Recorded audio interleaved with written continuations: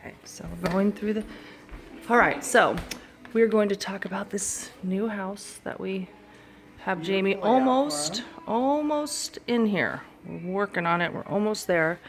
So you guys, now tell me from your standpoint, how was it in the old house over there, which is really close, but how difficult was it to deal with a person like Jamie with severe autism and self-injurious behavior and the medical stuff, seizures?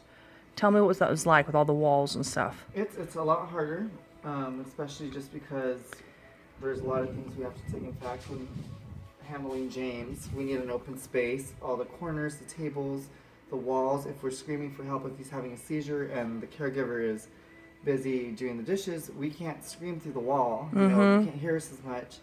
And whereas here, you've got a whole open space. If the caregiver's doing the dishes and he's over there on the bed having a seizure, you're right there. There's no wall between you. If you're out here on the porch, it's the same thing.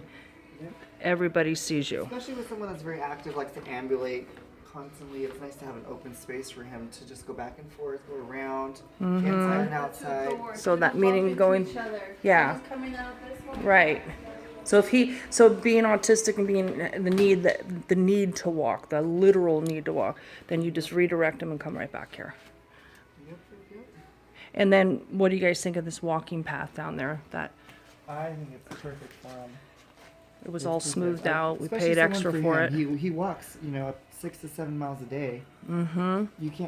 He gets bored too, being in the same spot. Yeah, Just you like can't walk else 6 would. miles in here. No. If you walk 6 or 7 miles a day, you definitely need the space to ambulate, be able to move around. And it's great. It's outside too. You get some fresh air all the way back to the house. So Yeah, and it's good. The exercise is good for his health, definitely.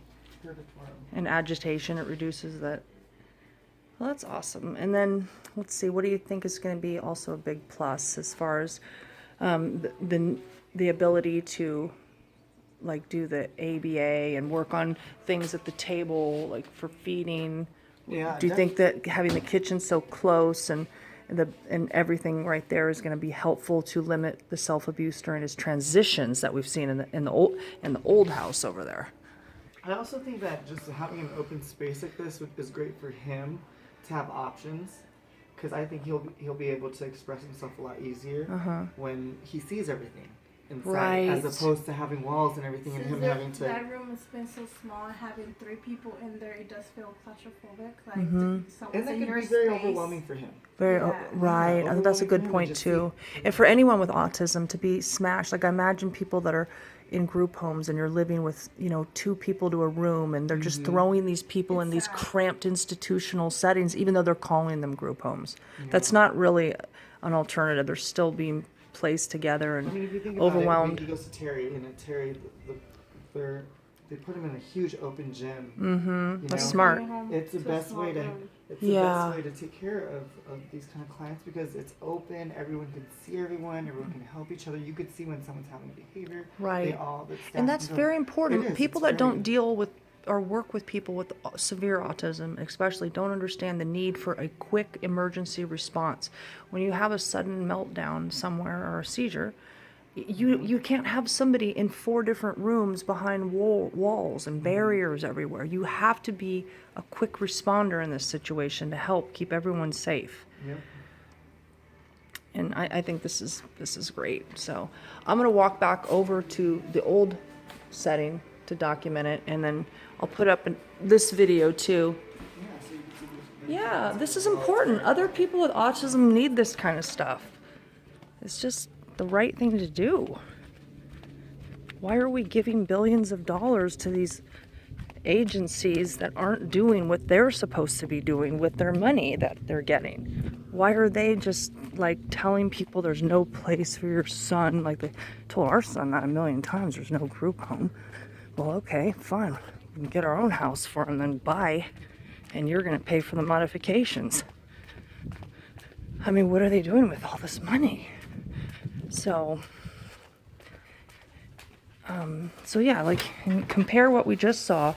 Nope. And now here's this cramped room. This was it. This was his whole living space right here, with all these people in here.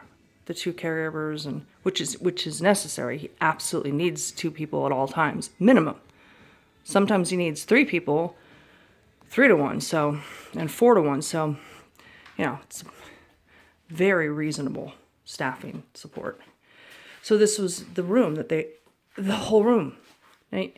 Compare that to what you just saw. And then when he'd have a meltdown or something, like say he had a seizure here, then here's the wall. And then say if the caregiver was over here, making the juice or something or filling up his stuff. And then there's all these walls and you're bumping into things. And if he has a meltdown, they're banging into this. And, and then you're trying to get through here in this one little space.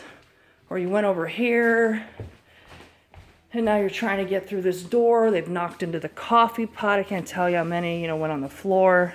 The hundreds of dollars for us. I mean, you can't believe the money that parents and families with autistic people spend on things that get broken, smashed. I mean, we go through a lot, and we fight hard for our children, and it's just because it's the right thing to do. And the state should support us, not fight us like they continue to do in fair hearings, like in California when they take you to administrative law hearings. I'm grateful that they're there because you can, reason with the judge and present evidence and call witnesses. So I'm grateful for that. California does offer that. And that's a great thing. No other state has that, by the way. So, shout out for California. I'm so pissed that I have to fight all the time, but at least I can fight because there's a Land Termination Act.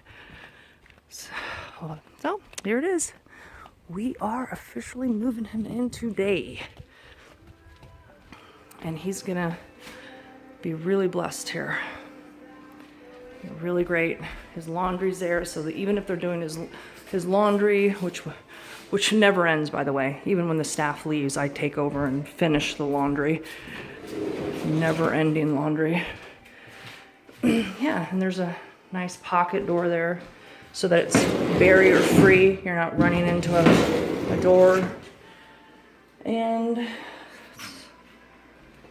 yeah, and then we move the window up. So it's going to be good. Communication board. And then we got this. Sensory therapy. Have a little cubby there. And label everything. You have to do that because when you're dealing with people with autism, sometimes things happen, not sometimes, probably all the time. Things can happen very quickly and everyone's running around going, where's this, where's that, oh my gosh, we're out of batteries. The sensory therapy, okay, we'll grab it. And then you turn on the massager and there's no battery in it. So keep the battery right there. Okay, keep the iPod charger for the music therapy, right? Everything in the same vicinity. So you are ready to respond. So this is it. And then we'll do another video when he's fully moved in. Be good.